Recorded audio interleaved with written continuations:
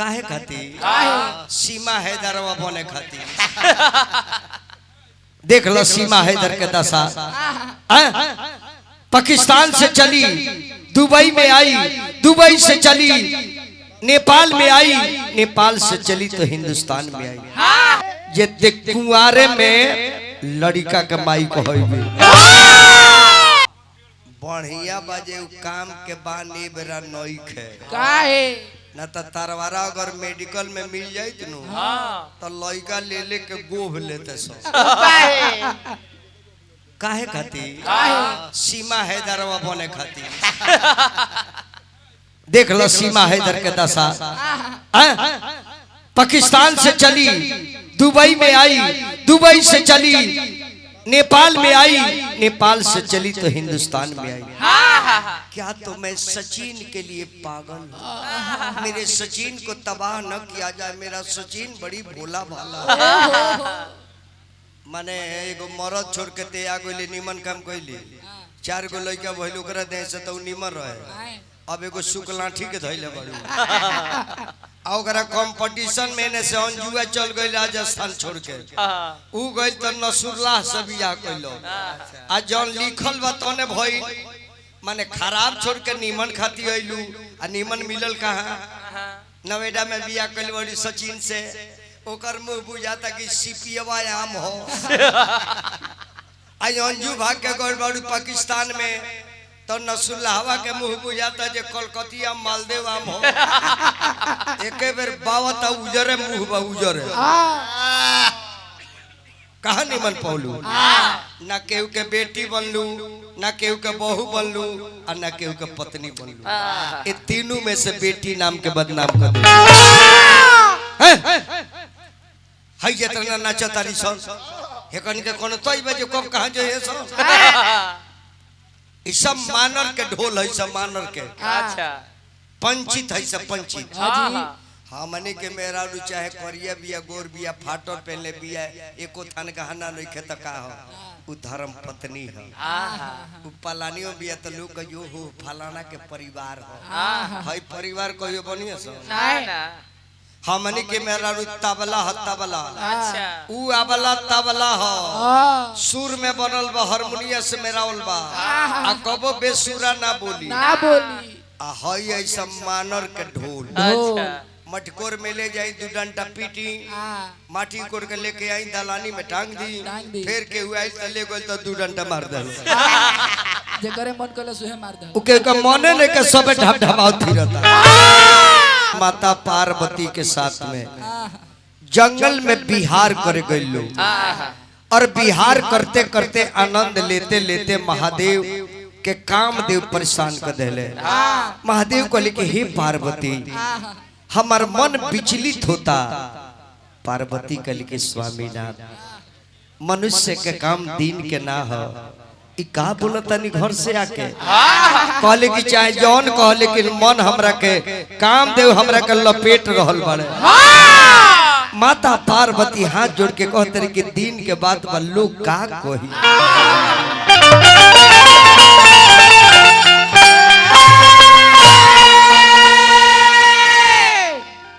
सूरुजा के बाबी पहरा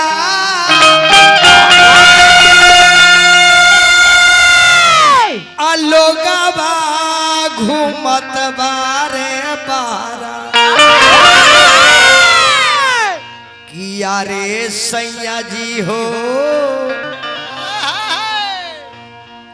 ऐसन की कारी मोती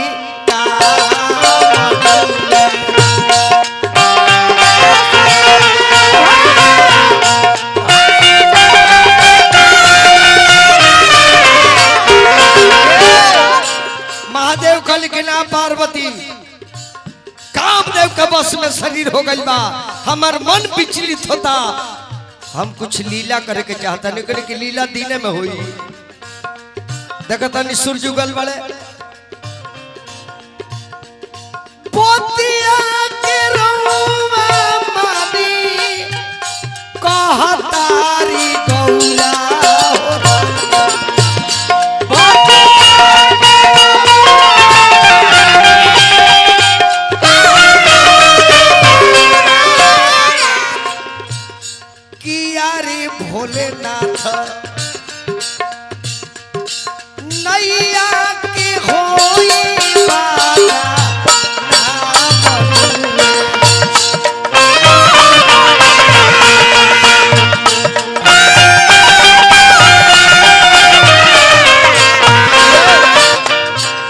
से कथा प्रेम से गाओ जाला समझ में आवे। कोहता विजेंदर गाई सभावा में माथा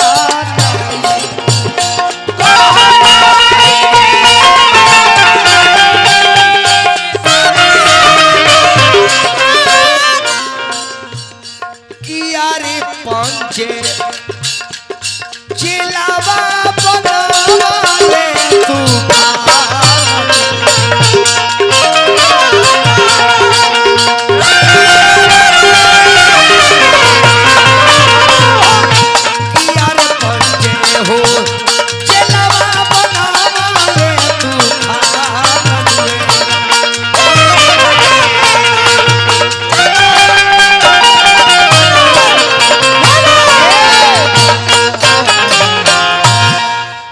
काम दे में उस शक्ति रहे चाचा कि काम के बाण जेकरा शरीर में लाग जाओ 48 घंटा तक वो पागल हो जाओ।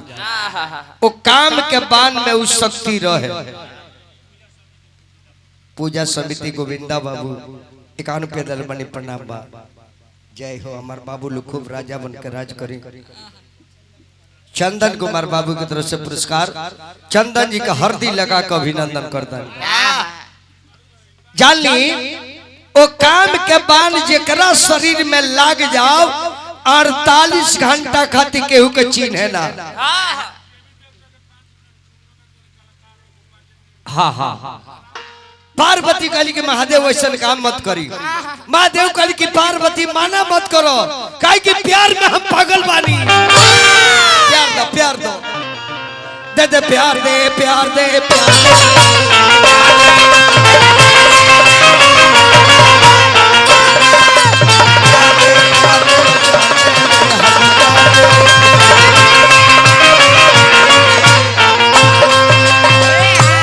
प्यार दे प्यार दे प्यार दे छोड़ दे 48 घंटा खत्म हो गई। अच्छा टाइम हो रहा गइल ना। न तो अभी तो प्यार शुरू हो अब शिव जी कहले कि सुना पार्वती जानवर कहता कि जानवर दिन में ऐसा काम करेला तेकरा कहती हम जानवर बने। बबुआ बिरहा के लैया गई तब होला बने बनरवा अरे बनरी गौरा रानी कहानी तनी ध्यान से केसरी नाम के बंदर बन गए। तब होला बने बनरमा गौरा बनली रानी कहा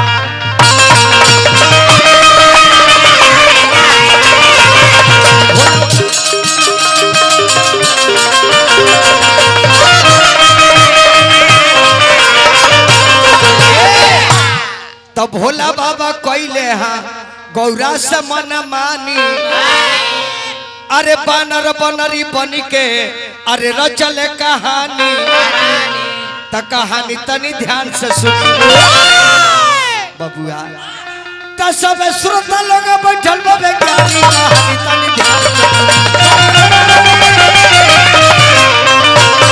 सब श्रोता लोग बैठल बे ज्ञानी कहानी तनी ध्यान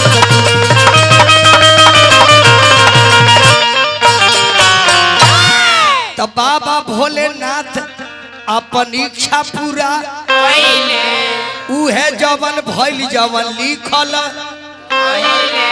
कहानी तनी ध्यान से सुनी त शिव के गिर गइल अरे धरती पर पानी रे कहानी बाबा इतना काम के बस में हो गइले कि मड़ी खलित होके धरती पर गिर गई। आई होखे के रहे अब दुर्वासा ऋषि चली आउत रहले आ देख लेता रे मड़ी पर ध्यान बंद कले कि वो एकर त नाश ना होला। ऐसे आज भी लोग किस्सा कहले कि बीज के नाश ना होला कभी भी उपद्रव के नाश ना होला। एगो क्रिमिनल मरी तेरे गो जामी ओकर नाश होबे ना करी। अब का कहले जे उठा ले आ लेके चल देले जा अंजनी तपस्या करतारी जाके कहले कि बेटी थोड़ा पानी हमरा के पियाओ। जैसे अंजनी पानी लेके निकल तारी कुटी से तब बाबा कहने की बेटी शिक्षा दीक्षा ले ले बाड़ू? कहली कि ना बाबा, हम तो घर से भाग के आइल बानी। हमार माता कुछ ऐसा गलत काम कर दिलस, हमार पिता हमारा माई के श्राप दिल बड़े। अहिल्या पत्थर बन के बैठल बाड़ी, काहे कि अहिल्या के साथ में इंद्र भगवान छल कैले और चंद्रमा जी मुर्गा बनले। आ मुर्गा बन के भोर में बोल देले, हमारे बाबूजी जानले कि भोर हो गई, गईले सरजुग जी में नहाए। तब तक ले इंद्र भगवान हमरा घर में ढूक के हमरा माता के संगे नाजायज कर दिले। ओकर बाद हमार बाबूजी हमरा से पूछले, तम सच बात बता देनी कि इंद्र भगवान आई रहले। तो हमार माई शराब दिलस की बेटी होके अपना माई के इज्जत ना बचौले हा। जो शराब दे दानी तोरा के जे देख कुंवारे में लड़का के माई को होइबे। तब बाबा वही के डर से घर से भागल बानी कि माई के शराब पूरा ना होको, ना केहू से भेंट होई, आ ना ऐसा कलंक लागी। बाबा तो पहुंच जाता रे कुटी पर, कहले जे बच्ची शिक्षा दीक्षा लिए हो? नहीं बाबा, पहले शिक्षा लो तब पानी हम लोग पियेंगे, और शुद्ध पानी नहीं पियेंगे। तो जैसे शिक्षा के में दिया जला कान में बाबा शिक्षा देता रहे। आ उहे बांस के चंगेली जन बांसवा में खपड़ुआ निकलेला, वही में भोलेनाथ के समान बा, उहे कान में लगा देले। बबुआ बबुआ रे, अरे लगाई दी हले बाबा बांस के चंगेलिया, लगाई दी हले बाबा बांस के चंगेलिया।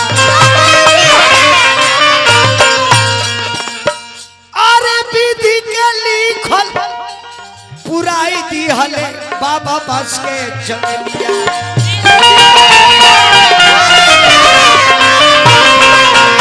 लगाई दी हले बाबा बांस के चंगेलिया।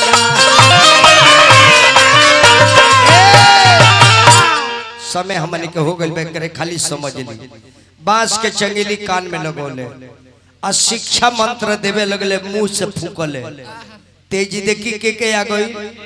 हनुमान जी के का कहल जाला?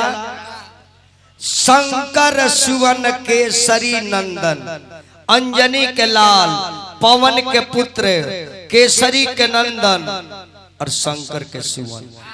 चार आदमी के मैं बनू, ये चार आदमी के बेटा के भइले। शंकर जी के मड़ी रहे, शंकर जी के मड़ी रहे, और केसरी नाम के बंदर रहले, और दूसरे में मुंह से फूकले तो हवा गई। ओकरा बाद बेटा जब भइल तो अंजनी के लाल भइल। यही से पवन के पुत्र हवा के द्वारा जब वो मरी गई, तो पवन यानी हवा के द्वारा कान में गई।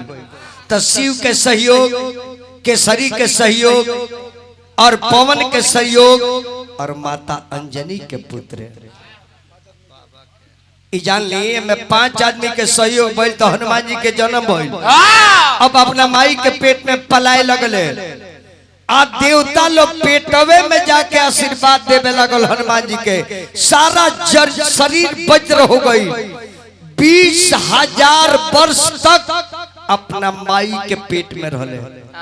ऐसा कौन देवता बा जन 20,000 वर्ष अपना माई के पेट में रहो? 20,000 वर्ष तक हनुमान जी अंजनी के पेट में रहले। और सारा देवता लोग आया के पेटवे में आशीर्वाद दे के उनका के वज्र बना देता। कथा यही रोकता नहीं। अब चटनी के जवाब ले ली। चटनी